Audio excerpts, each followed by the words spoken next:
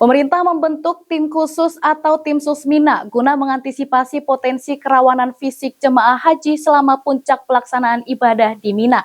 Tim yang berisi petugas berpengalaman ini disiapkan untuk memastikan pelayanan dan pengawasan jemaah berjalan optimal di tengah kepadatan fase Mina. Pemerintah membentuk tim khusus Mina sebagai langkah antisipasi terhadap potensi kerawanan fisik jemaah haji selama fase puncak ibadah di Mina. Tim ini diperkuat petugas berpengalaman yang sebelumnya terlibat dalam operasional penyelenggaraan ibadah haji. Tim Susmina dijadwalkan berangkat pada malam Zulhijjah dan langsung menuju Mina tanpa melalui Arafah.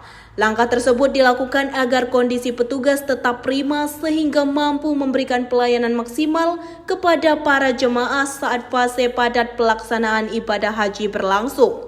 Selain melakukan pengawasan dan penyambutan jemaah, tim khusus juga bertugas memantau pergerakan jemaah dari Musdalifah menuju Jamrah Aqobah, termasuk menyambut jemaah yang menggunakan skema murur. Pemerintah berharap kehadiran tim ini dapat meningkatkan keamanan serta kenyamanan jemaah selama berada di Mina.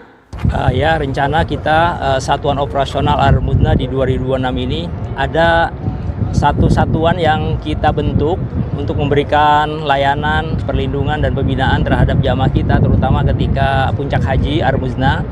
Ini akan kami bentuk adanya tim Susmina. Tim Susmina ini terdiri dari personil atau petugas PPIH yang sudah lebih bertugas haji satu kali, ya, di mana terutama dari unsur perlindungan jamaah. Tugasnya yaitu kita berangkatkan di tanggal 8 Zulhijjah malam langsung menuju Mina. Jadi tidak kita berangkatkan ke Arafah, tapi langsung kita berangkatkan ke Mina.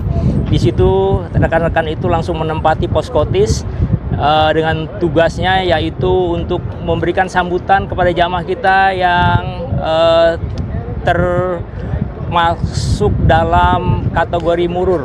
Nah, jadi jamaah kita yang murur dari Arafah itu nanti akan disambut oleh teman-teman kita yang tim sus ini. Kemudian tugas pokoknya teman-teman tim sus ini adalah untuk memberikan pengawasan, penyambutan dan pemantauan jamaah kita yang baru datang dari Musdalifah.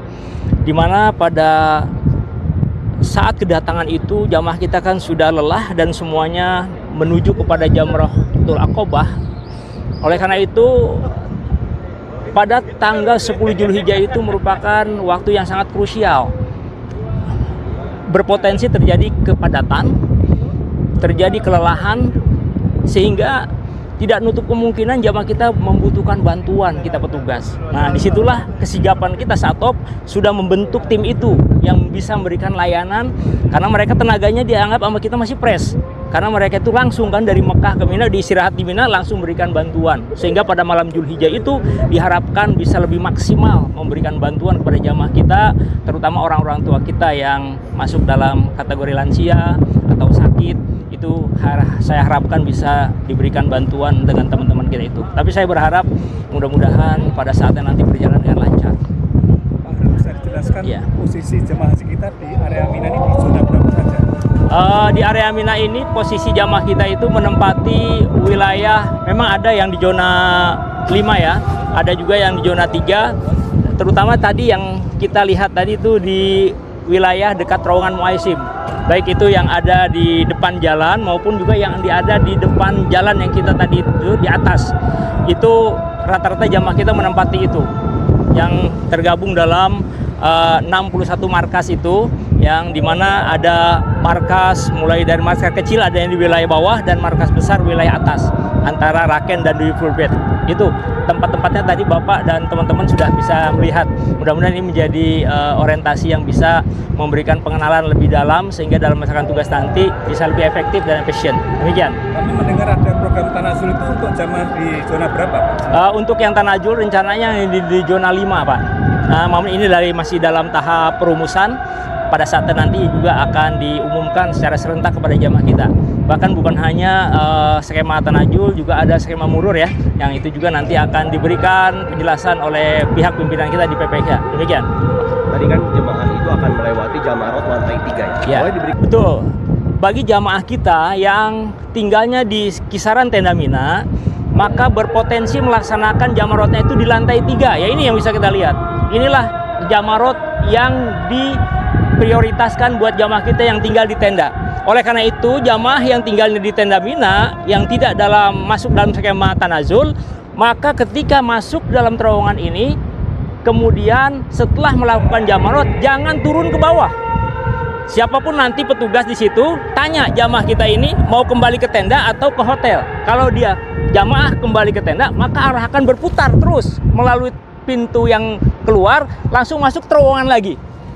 Jadi nanti jamaah setelah melaksanakan Jumratul Ula Usku Aqobah, beliau akan menuju terowongan lagi, masuk terowongan pertama, terowongan kedua, langsung ke depan tenda Mina yang tadi kita berada di sana. Namanya depan terowongan Muaisib. Itu Pak. Jadi total berapa jarak Pak dari tenda ke sini ke rumah? Kalau dari tenda tadi terowongan Mina itu kurang lebih tadi 4,5 kilo, kurang lebih. Itu baru dari terowongan Mina. Ini 4,5 kilo. Itu kurang lebih ya, bisa lebih, bisa. Kalau kurang mungkin kecil, tapi kalau lebih bisa. Tapi kalau ke jamaah bilangnya kurang lebih. Nah, begitu. Oke. Tips sederhana apa yang bisa dilakukan jamaah agar bisa menjalankan ibadah dengan baik dan lancar? Rekan-rekan media, kami juga memberikan himbauan kepada jamaah yang setelah berada di Mina, jamaah kan akan melakukan jamarot yang merupakan rangkaian wajib haji. Jamaah kita akan masuk ke dalam terowongan, bahkan 2 terowongan seperti yang tadi kita lewati. Maka ada himbauan dan pesan kepada beliau jamaah. Pertama, ketika masuk terowongan jangan panik, tenang, siapkan fisik dan bawa perbekalan. Nah itu, bergerak jangan sendiri. Saya sarankan dengan rombongan atau ada pendamping. Itu. Kemudian ketika di tengah terowongan terjadi mati lampu, ya, lampu yang kita lihat di belakang ini kan hidup. Tiba-tiba misalkan terjadi mati lampu, karena pernah juga terjadi, jangan panik dan segera mepet ke tembok. Agar apa? Agar tidak terjadi benturan dengan jamaah yang lewat. Nah, inilah pesan-pesan yang penting buat jamaah kita. Kemudian setelah jamaah sampai di sini, kalau merasa lelah, jangan dipaksakan, bisa menepi sebentar, mohon bantuan dari teman-teman kita di sini. Di sini perlu diketahui, setelah lewat 2 terowongan itu ada yang namanya MCR. Satop sudah membentangkan 5 titik pos di sini, Mobile Crisis Rescue.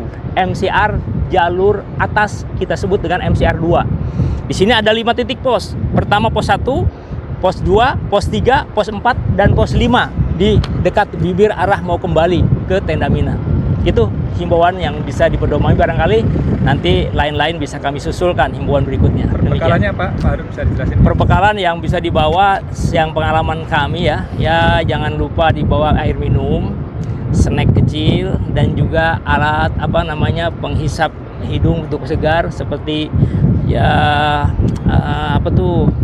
minyak angin lah, seperti fresh care dan juga urut minyak urut.